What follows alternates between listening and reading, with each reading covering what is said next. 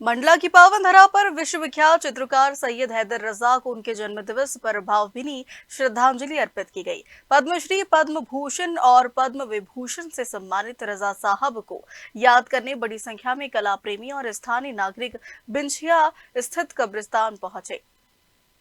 रजा साहब और उनके पिता सैयद मोहम्मद रजा की मजार पर चादर पेश कर पुष्पांजलि दी गई।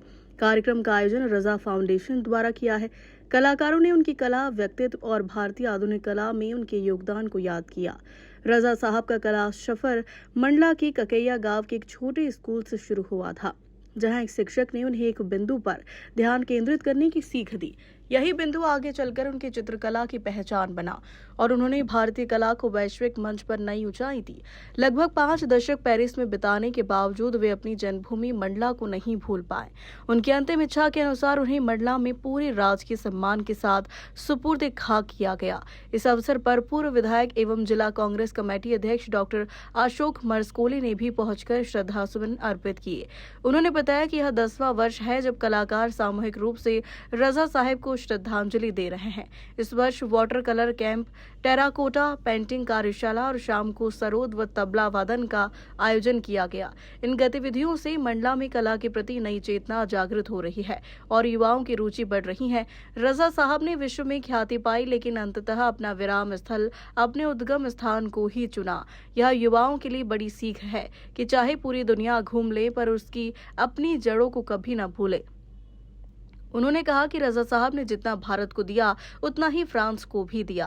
उनकी इच्छा है कि फ्रांस में भी रजा साहब का एक भव्य स्मारक बने ताकि आने वाली पीढ़ियां विश्व स्तर पर उनकी कला से प्रेरणा ले सके।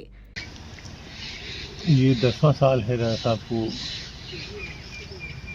एक हम सब लोगों के कलाकारों की तरफ से श्रद्धांजलि देने का, और इस दौरान रजा फाउंडेशन के द्वारा मंडला में लगातार युवा कलाकारों के लिए कई प्रोग्राम आयोजित किए जाते रहे हैं। इस वर्ष वाटर कलर का कैंप आयोजित किया गया है, जिसमें प्रदेश के हर जगह से 2-2 कलाकार आए हैं और खैरागढ़ से 2 कलाकार आए हैं। और साथ ही एक हमारी जो कार्यशाला है वो चल रही है, जिसमें लोग आते हैं, टेराकोटा पेंट करते हैं, बनाते हैं, अपने चित्र बनाते हैं और वो अपने साथ ले जाते हैं। उसके साथ ही आज शाम को एक प्रोग्राम है सरोद वादन का, जिसमें 2 कलाकार खैरागढ़ से आ रहे हैं और वो सरोद और पर अपना कार्यक्रम प्रस्तुत करेंगे। तो इस तरह से एक नई चेतना मंडला में जागृत हुई है और उसके प्रति लोगों के रुचियां बढ़ी हैं, सारी कलाओं के प्रति, डांस के लिए भी, म्यूज़िक के लिए भी और चित्रकला के लिए भी। और वे आते हैं, उसमें भाग लेते हैं और बड़े उत्साह से वो अपना काम करते हैं। तो एक ये शुरुआत जो हुई है उसके अच्छे परिणाम हमको देखने को मिलते हैं। देखिए, बिल्कुल सही बात है कि हमारा सौभाग्य है और एक ऐसी पीढ़ी जो इसने देश की आज़ादी के साथ पूरी कला जगत को विकसित करा, एक तरीके से उस पीढ़ी को देख पाना, ये अपने आप में एक बड़े सौभाग्य की बात है।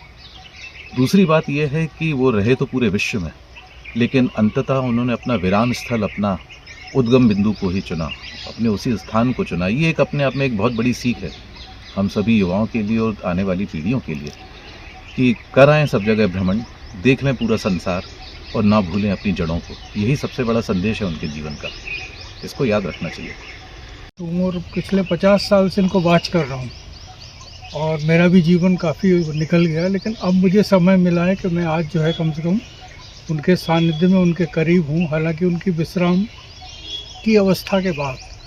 तो मेरा मानना है कि अगर उन्होंने अपना जीवन जो है भारत को दिया है तो उन्होंने फ्रांस को भी दिया है, क्योंकि वो सिर्फ इस वजह से जो है अपने काम के लिए वहाँ रहे, तो फ्रांस सरकार ने उनको सम्मान दिया।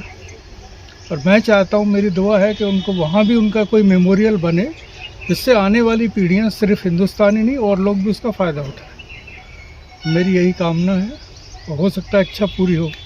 रजा साहब की स्मृति में आयोजित यह कार्यक्रम न केवल एक श्रद्धांजलि था, बल्कि मंडला में कला चेतना के निरंतर प्रवाह का प्रतीक भी बना। मंडला से सलीम खान की रिपोर्ट।